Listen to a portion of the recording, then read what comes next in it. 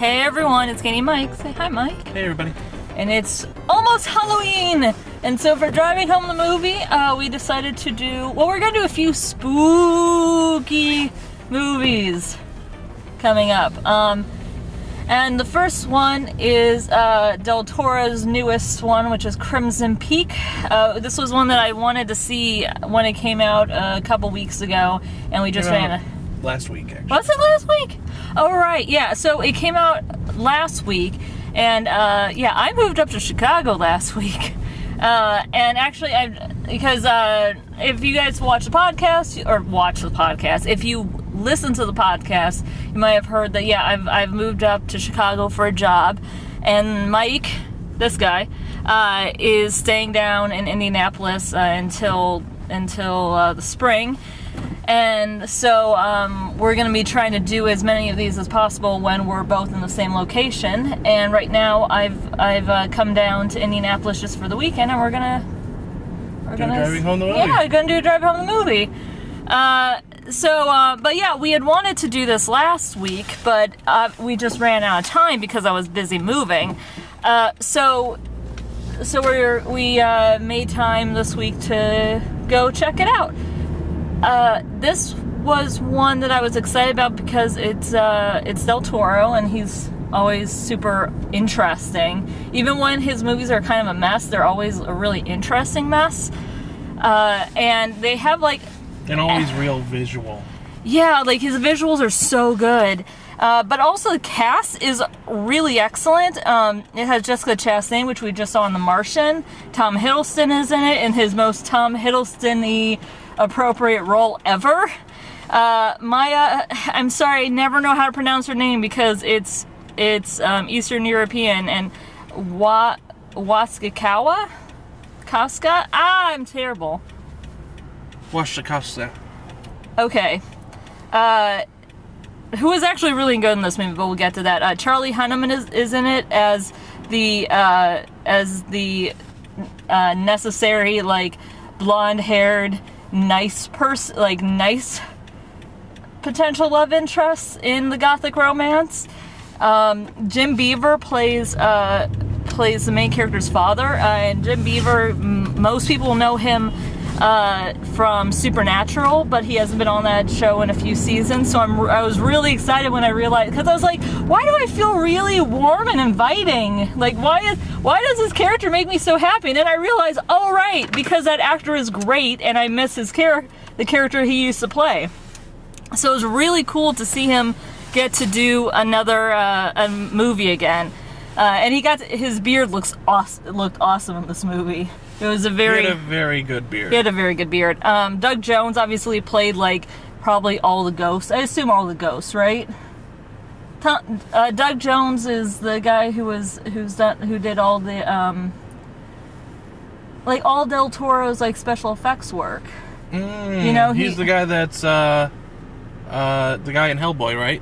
He was the guy in Hellboy. He was the guy who also did all the weird monster creatures for Pan's Labyrinth. Yeah. So I'm assuming he just did all the ghosts. Shoot, it stopped popping up.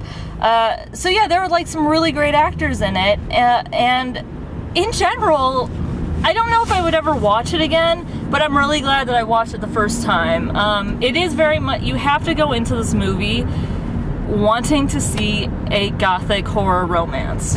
That's what this is. It is very Jane Eyre. To the point where the main actress in this played Jane Eyre a few years ago. Remember the Jane Eyre we saw? It's the same actress. So you have this movie that is very much in the style of those gothic romance novels, the ones where it's in an old house and there might be ghosts, or there might be there are old secrets, and a dark, mysterious man who loves the heroine but has a past. All this stuff are such tropes of this particular genre. So if you go into it thinking that it's just a haunted house movie, you might be disappointed. But if you go into it with the mindset that of all these different tropes in this genre, I think you're going to enjoy it. But you got to go into it kind of with that mindset. That's kind of how I see it, because I know I've seen a few people say that they didn't like it, and I'm not saying like that's fine if you didn't like it, but I feel like if you go into it expecting things that it was never going to be, you might be disappointed just from that. Yeah, I would say it's very slow paced.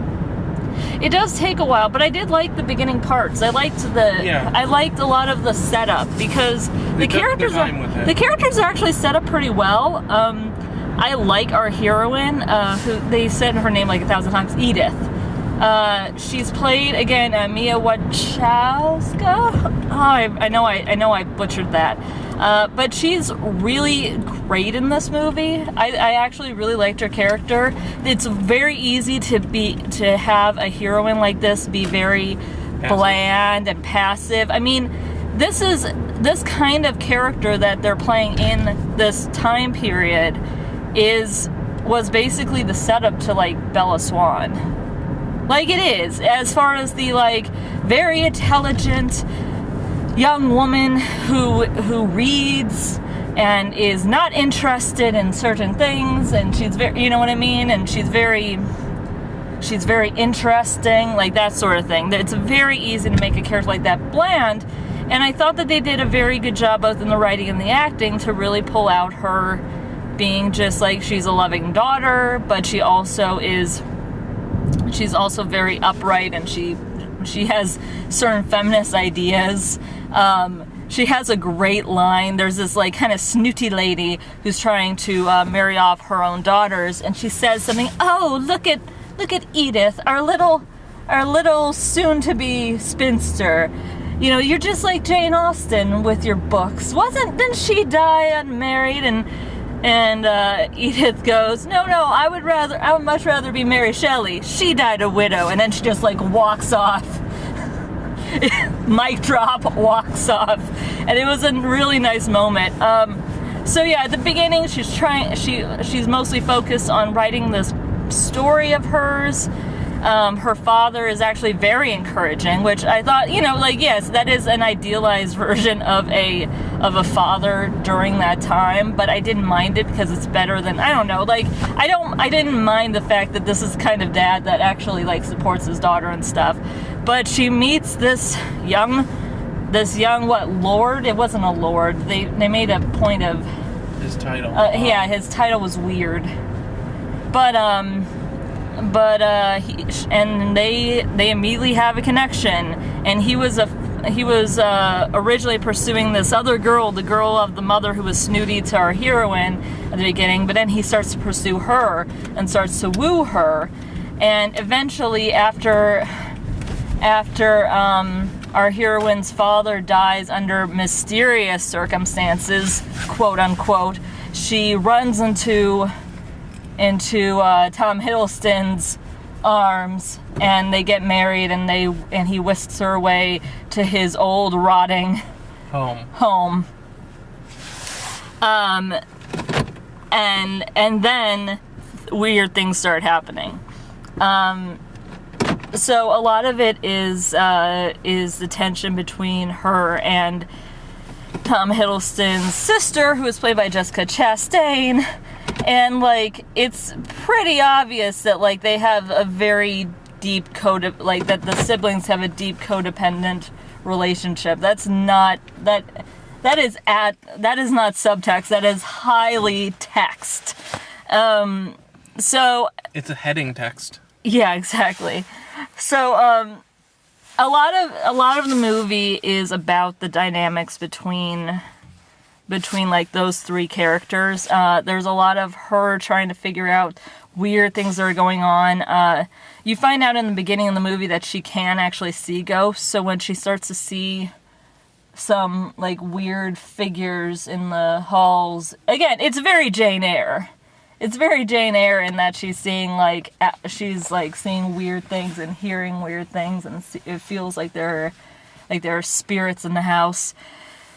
And then, I'm not sure how far we should go before getting into spoilers, but a lot of it is really the build-up. There's a lot of character build-up, and I think maybe some people will be annoyed by that, because they're like, oh, just get to the house, but I felt like there was enough they built up enough with the characters so that you actually gave a crap about. I at least did. I gave a crap about our heroine, and I don't know if I would have felt that same way if they didn't take time to actually establish her character before she got married and moved. It's because after that she got married and moved, there's very little character pieces left. Yeah, exactly. Then it's all like just the stuff she's figuring out. It's starting the mystery right from there, and it's really focused on what's going on and talking about it. Yeah. Besides that, I actually didn't mind. There were certain things that, there were certain things I thought that could actually have been cut or edited so that it kind of made that beginning part. Like, there's that whole scene where Charlie Hunnam's character, who's a doctor, who's apparently known her for forever, and it's pretty obvious. Like I said, it's very much a trope of, like, he's the heroic, potential love interest who has blonde hair and is conventionally handsome, and is her friend since forever, and he's made a good living for himself. Basically, he is the one not Phantom love interest from Phantom of the Opera. That's that character, where it's, oh, I've known you for so long, and now I've come back, and oh, you're so beautiful, and But the cool thing is, the one thing I will say is that they wrote the character so that he doesn't necessarily pursue her very much. He is concerned for her, but he never really... There isn't, like, way too much jealousy. They really play down that aspect of the trope of that particular kind, not stereotype, but that kind of archetype. Because they could have really done it where it was about her having to choose between Tom Hiddleston and Charlie Hunnam. And it never really comes to that. There's a little bit of jealousy, but it never really comes to Team Edward, Team Jacob-esque fighting over her love. It never comes to that, which I really appreciate. In fact, Charlie Hunnam's character is way more interested in how did her father die? And maybe it wasn't such an accident after all, because they're like, oh, he slipped and hit his head on the sink several times on the sink, and he's like, his head, like, you see the father's skull, and father's skull is basically dented in. I'm sorry, one hit from a slippery fall would not do that. And so I appreciate the fact that character's main focus is more of, like, I want to make sure that the people that, like, family friends of mine are not, like, did not just get murdered and have their money stolen. That's a problem. So a lot of his focus was really, I like the fact that they sidestepped a lot of the tropes that drive me nuts about this genre, as far as, like, love triangles and stuff. They really played that down, which I liked a lot. But there was this one scene where he's showing, for some reason, he has camera, like, he's an eye doctor and general physician, and he shows the main heroine these slides of who could be ghost. Like, he says, like, oh, we can see ghosts on these slides, and I'm like, was this really a necessary? Like, it never comes back. That whole thing never comes back, and I thought it might, but it never really does. And I think it's just there to be like, maybe there are ghosts, but it's like, but we saw that part where she sees ghosts before. It's sort of there to establish, oh, audience, this is a reasonable explanation for ghosts. Or, you know what I mean? Yeah, like, but it was very unnecessary, and they could have done it. They could have, like, and then it kind of transitions into him warning her about those people, about the brother and sister. But that whole bit could have been cut out, and it felt like just extra fat in a movie that really didn't need it. There were other ways that they could have done that, Mm-hmm. Even though she just did, or if she had brought it up and said, I thought I saw my mother's ghosts again, and him going, I've gained a fascination with ghosts. Yeah, exactly. But it was never written like that, or him going, like, maybe it was a warning of something dire, and then, I don't know. There were 1,000 ways that they could have done that a little bit better, but that's kind of nitpicking, because it was really just like a scene that wasn't bad, but just could have been better done. Most of it Or was trimmed out. Yeah. So before we get into spoilers, I'll say the visuals in this were actually really interesting. I liked how the ghosts were done. I've never seen ghosts. They were very much a mixture. There was very CGI, but there were parts of it that looked more like there was definitely a mixture of like it felt like a mixture of practical and CGI. They were very skeleton-y ghosts. Yeah, and that was kind of fun. There was less wispiness, and they felt very like fleshy. They were very wispy, but they weren't like you know, specters like you normally see them like in the Harry Potter movies. They were very They were mostly skulls and bones and some viscera.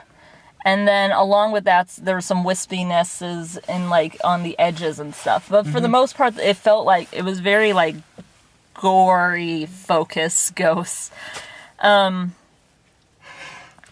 Yeah, there was a lot that I liked. Like I said, there was a lot that I thought was done well. The visuals were really cool. And the house, when they get to the house, is very visually focused. Yeah, there was a lot of great set work. The costuming was great. It was like with her nightgown and her nightgown being so like poof, like the shapes of all the clothing was really interesting. Once they get into like the clay, so a whole big plot point is this clay that's in Tom Hiddleston's like family land, and he's been trying so hard to harvest it. But he was saying that the reason why it's called Crimson Peak is all right. So the reason why it's called Crimson Peak is because there's a lot of that the clay comes up during the winter, and so the snow gets stained with the red. But it's funny because there's this whole bit at the beginning where right after her mother died when she was a child, she had this vision of her mother, who again, like the ghostly, it's really creepy ghosts, saying, beware Crimson Peak, and she never knows what that means. And the hall that when she marries, the hall's name is like Aberton Hall or something like that. It's something with an A. So, you know, nothing bad there. But then, like, right after, like, days after she's moved in is when Tom Hiddleston mentions, well, that's why they call it Crimson Peak. And then she goes, what? Well, you didn't say anything about this being Crimson Peak. And she realizes, crap, I am living in an isolated place that I found out is the place that my mother has been warning me about for like 15 years. So immediately her face just goes into pure panic, which I thought was, and the way I told it to Mike was like, see, this is why Wikipedia is important, because if it happened today and she looked up the hall, which she does in the movie, she does this early, she looks up information. I'm like, if it was on Wikipedia, I would have easily have said what the nickname for the hall was. Wikipedia is important. So,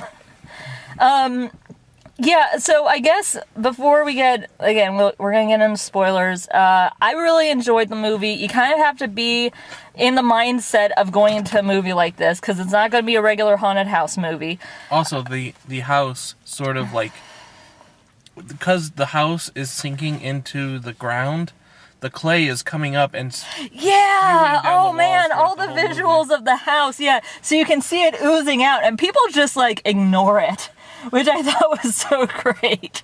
Because, like, and you've already been you as the audience are aware, like, they've already talked about it, like, oh yeah, it oozes out. But, like, if you had turned on this movie in the middle, like, on TV in the middle of it, and you just saw the ooze coming out, you'd be like, what the hell is going on? Why is no one reacting to the ooze? Yeah, I have no idea if that clay actually exists, but they make a big point of being like, oh yeah, it exists, and now you're going to see it everywhere in this movie. And then, like, I do like the contrast of the clay and then the snow falling on the clay, because there's a lot of red-white mixture in it. Yeah, it's real pretty. Like, that's the thing. There's a lot of, like, red is a motif in itself in this movie. Very much so, with the ring, with the clay, with any of the blood that comes through. There's a lot of that. There's a lot of really great color motif work here. Besides that, yeah, I'll say this much. I think that you will enjoy it if you like gothic-y lit if you like Tom Hiddleston, being all passionate and stuff, you'll probably like it. Tom Hiddleston can have chemistry with a candlestick. That's what you say. I don't think that's necessarily true, but I do think those two had a lot of chemistry. I do think they worked. Mia was, and I thought that they like immediately had a lot of their scenes really worked together. Even when you knew that he was hiding something, like there's just a lot of interesting stuff going on with them. I will say I'm kind of disappointed that one of the things that happens, they give away very early on.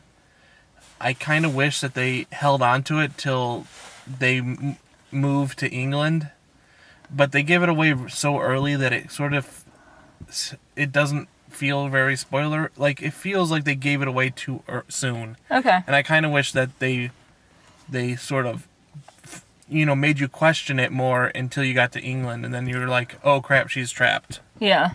Okay. So yeah, I would definitely go see it if you want to see like a spooky movie. I think that it's worth your time. And like I said, just like go into it kind of knowing that this is the kind of movie it is. But yeah. So with that, I think we can go to spoilers.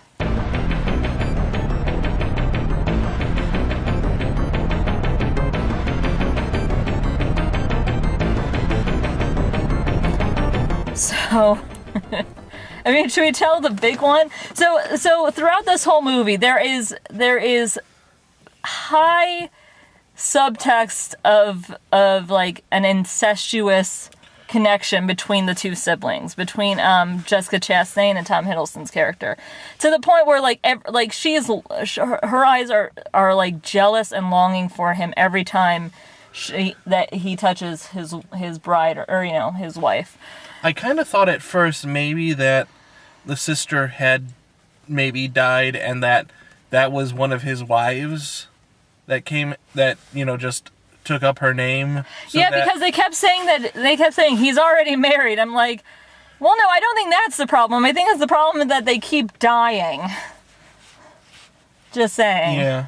But I was kind of thinking that was actually like one of his wives that, goes along with his little plans. Yeah. And that she disguises herself as his sister. Yeah. So, like, basically, I mean, for one, the two of them have been murdering all of his wives. Like, they find out, oh, he's had other wives, and they keep dying. The tea's been poisoned. It's weird that no one knows, though. Like, I guess they are out in the middle of nowhere, but like, it's lucky that they have a senile old groundskeeper who can't figure out, because he's like, oh yes, of course that's your wife. You've been married to her for some time. It's just like, what is he talking about? Nothing? Oh, he's probably just confused. He's very old. And then there's like, but anyway, so the other thing too is the what was it? I had something. Keep going. So they've been, the whole thing is that they've been having him marry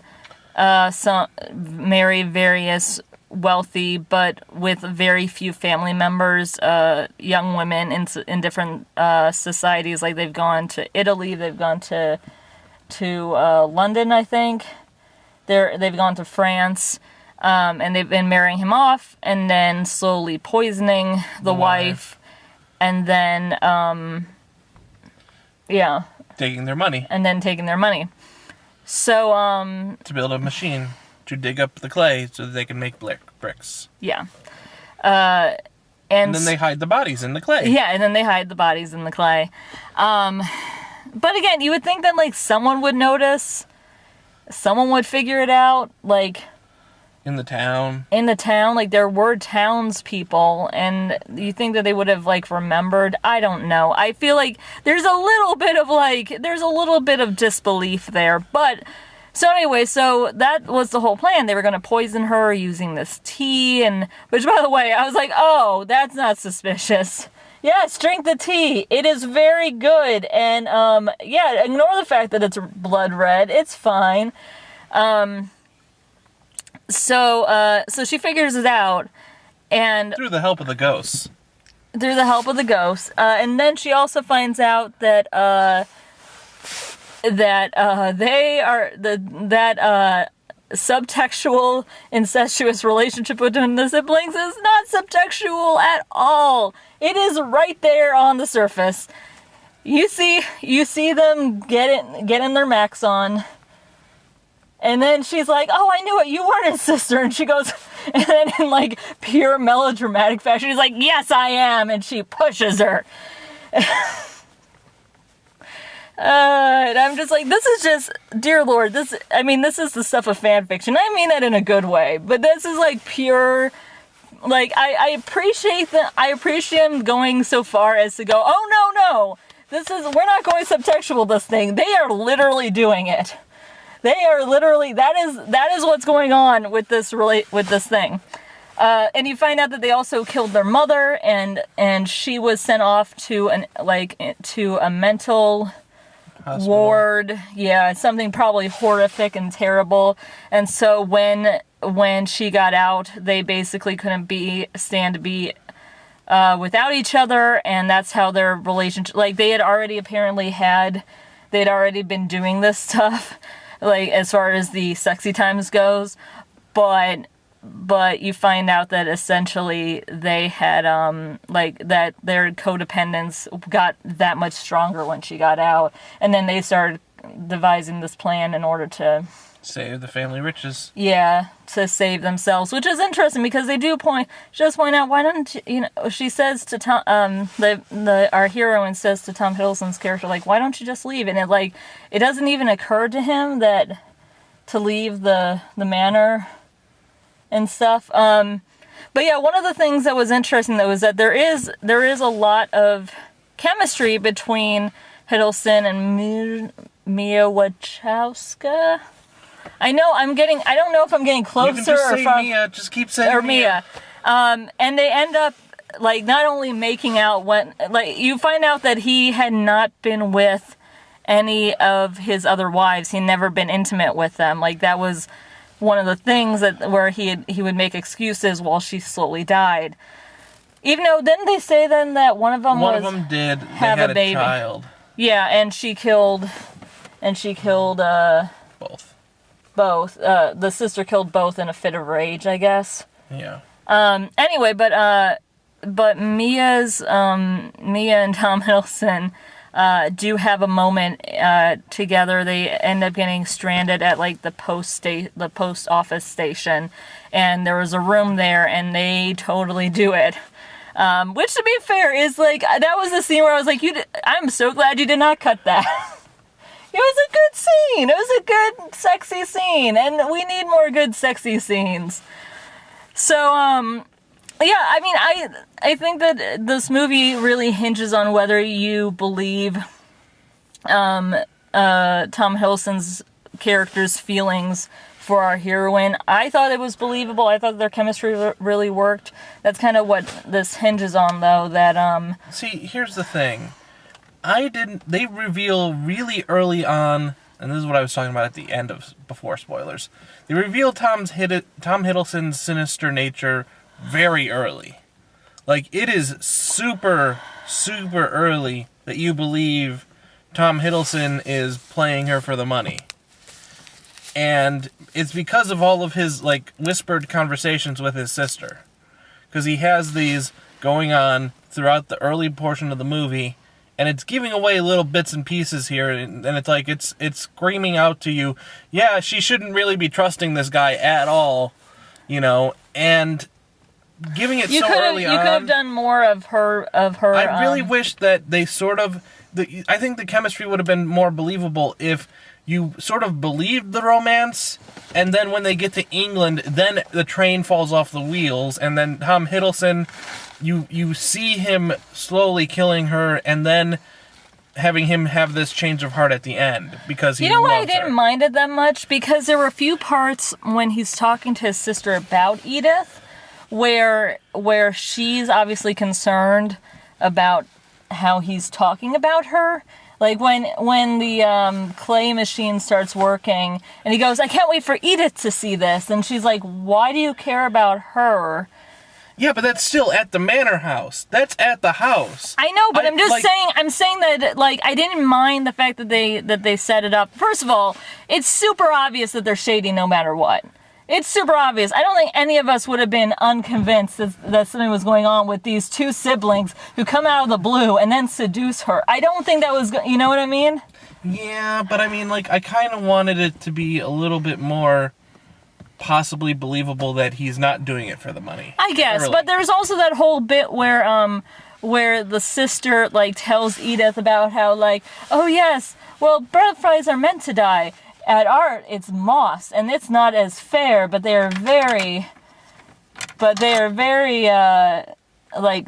more sustainable. Well, what do they eat? They eat the butterflies. It's like, I'm sorry, that's a huge ass hint.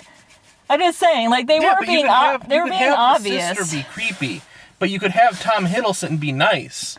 Maybe. I honestly think that it works because you as the audience member see that this person has sinister motives, but then at the same time you also see them, like, when they're not lying, and when they're talking to the person they're not lying to, and you see them have those feelings, then you know that they're not putting on a front. I kind of wish the turn that you could believe that the sinister nature was here, underlying, not with the sister, but with Hiddleston, right when the father dies.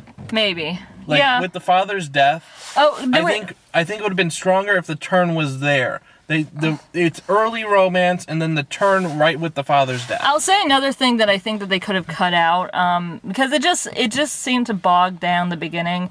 So the dad had hired a private investigator and had found out something about the two siblings, and he calls them in, and he says, already married. He doesn't even say that. Oh, yeah, though. he doesn't say that He doesn't to the say audience. that to the audience. But he says, I found this stuff out, and he kind of shows them without showing the camera. And he says, this is $3,000. I'm giving this to you. You will leave the country, and right before you do that, you're going to break my daughter's heart so that she doesn't want anything to do with you.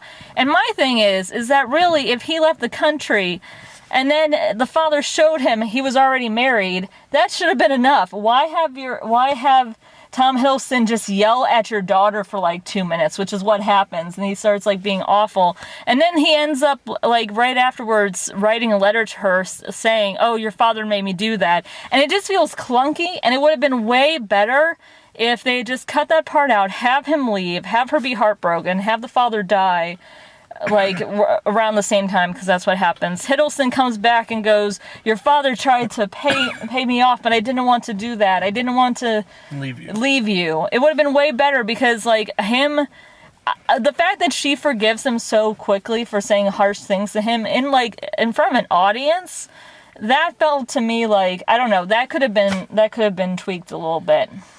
Yeah, but like he writes a letter and says straight out to her that your father paid me to say those things. I know, but it just feels like they could have not even had that, because that goes on too long to me. I was just like, okay, well, they're obviously going to fix it, but it just feels to me like, I don't know, it felt like they just really wanted Tom Hiddleston to say mean Loki things. Because it was a very Loki speech. Yes, it was. Yeah, I really liked this movie, though. I did like a lot of it. It is kind of, the third act is kind of a mess. Literally and figuratively, because that's where all like the blood actually happens, and there's a lot of like squirting of blood. It's yeah. I thought it was it is kind of a mess once they reveal that this, like, exactly what's going on down with the siblings. But at the same time, I thought that there were some interesting parts to it. I thought that the last, like, the showdown scene between the sister and the heroine was, it was interesting for just the fact that we don't get to see that very often. Yeah. I kind of wish that, like, because one of the things they do weirdly is, like, sometimes they're hiding the stab, and sometimes the stab is very, very in your face. In your face, yeah. And I kind of wish that they either, like, not that, I don't think they should have gone, like, always hiding it, but I think they should have, like, been more visual and more graphic with some of them. Because shifting between completely hiding it, tucked, you know what I mean, and, you know, actually showing it, it kind of is a little bit jarring then, you know what I mean? Yeah. I kind of wish they went all or nothing. One of the things I did like was the fact that even at the end when Tom Hiddleston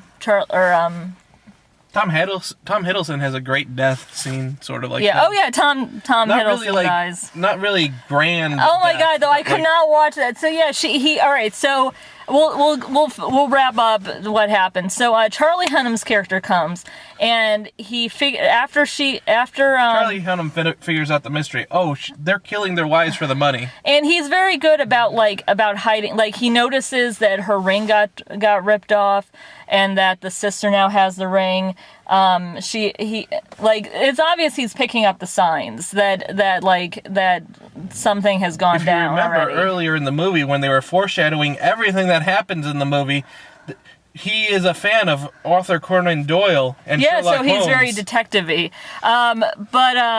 So anyway, and this was right after our heroine was pushed off the balcony because she found out about the incestuous relationship. But like she was on a lot of sedatives because like she basically is hurting a lot. But Charlie Hunnam comes and he's like, I need to talk to my patient in private. So like, well, of course, we just want her to get better.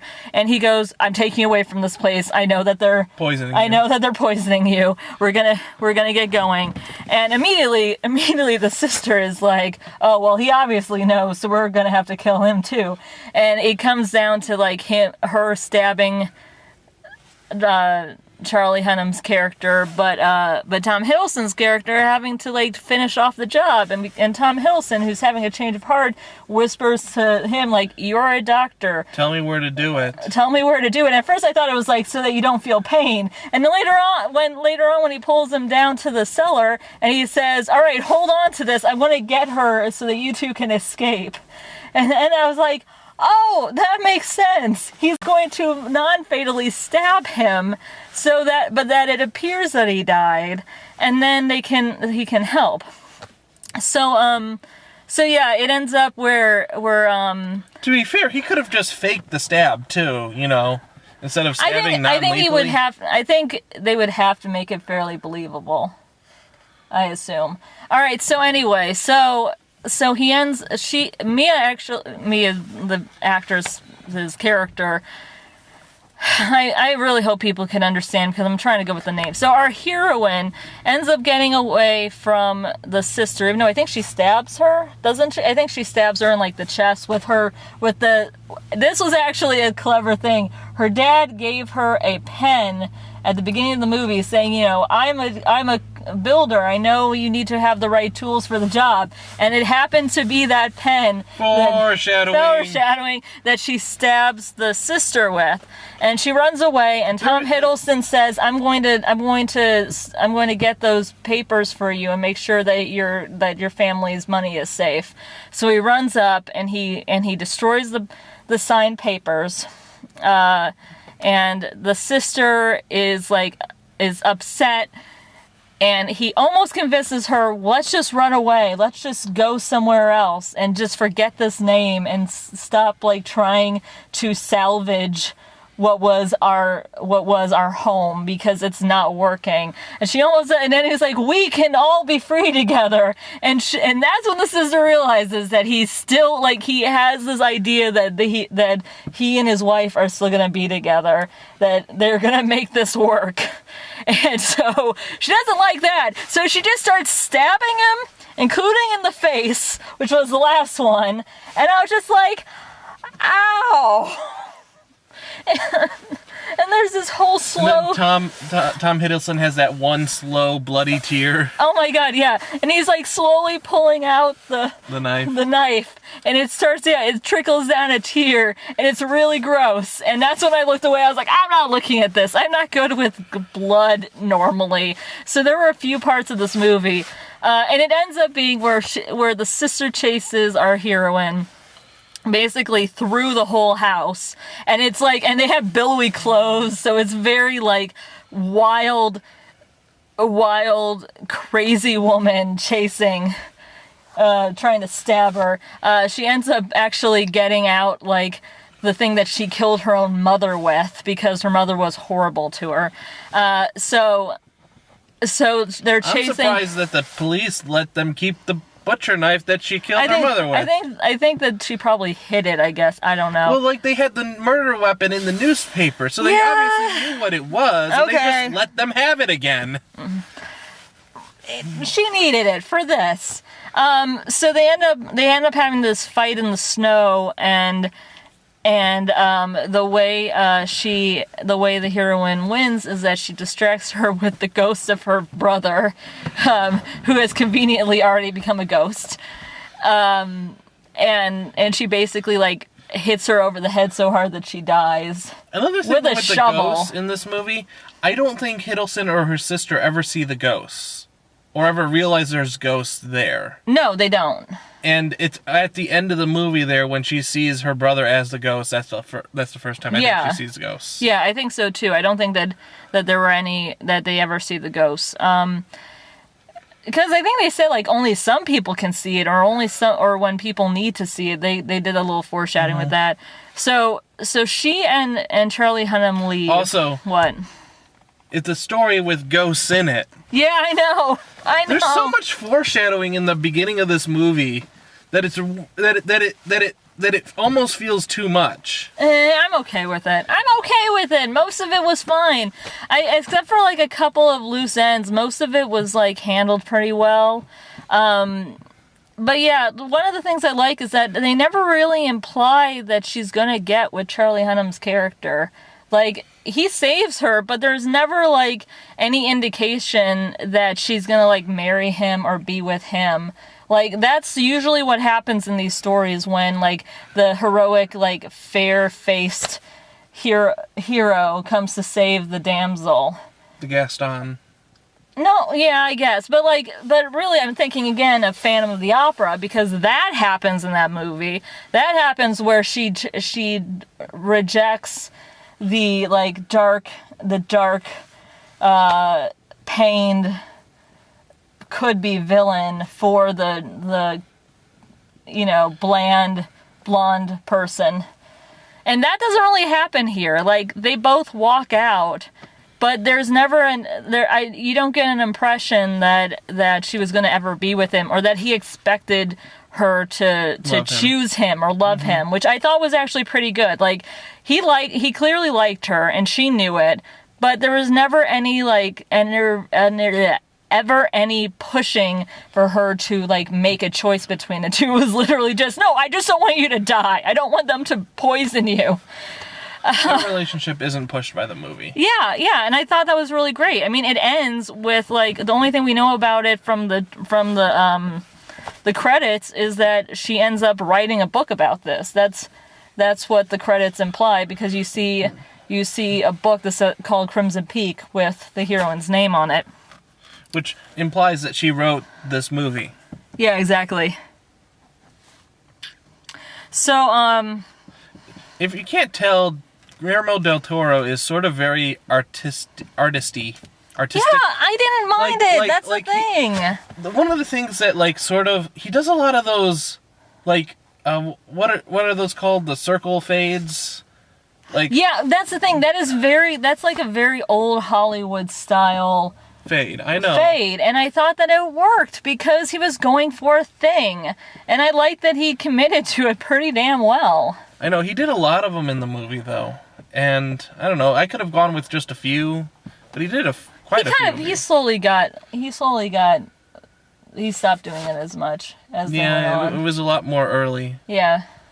Like I said, I don't know if I'd ever watch it again, but I'm very glad I watched it, and I feel like a lot of people that enjoy like old period pieces and weird, mystical sort of stories like this, I think that they're gonna enjoy this. Helpful spooky ghosts. Yeah. Helpful, spooky ghosts. It's not like it's that much a surprise when spirits are actually not like wanting to hurt you but are sending warnings. That's not exactly a novel concept. It isn't. No. But it was fun. It was a good movie, and I liked all the actors, and I thought all the visuals were really interesting. So that's about all I can say about it. I'm glad that we went because it was pretty spooky. I will say, I am one of those people where, jump scares will scare me. You know what I mean? In general. So this might not be, enough of a frightening movie for some people, but it gave me enough... Yeah, it's not really a horror or a it's not your typical horror movie. This is a very different movie than Oculus. Yeah, but there were still quite a few jumps where it's just I know what's coming. I guess, but I mean, still, I think it's very much that the ghosts are just creepy because ghosts are creepy. Yeah, because ghosts are creepy. I mean, once you realize that they're not going to hurt her, which is it's pretty early on. Pretty early on that you realize that. Yeah, I mean, for the most part, it's very clear that. But all the deaths are caused by the siblings. Most of the creepiness is from the siblings, and you not knowing how far they're going to go. Well, you're pretty sure they're going to kill. But you know what I mean, how long they're going to keep up the facade if they think that she's onto them. Yeah. That sort of thing.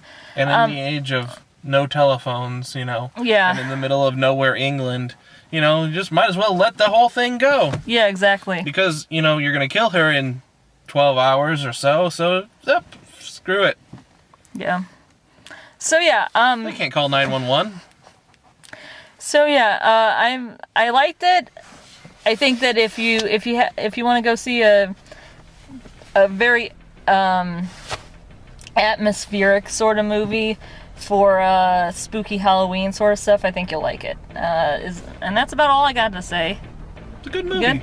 Good movie. Katie and Mike, justplainsomething.com, and we'll see you later.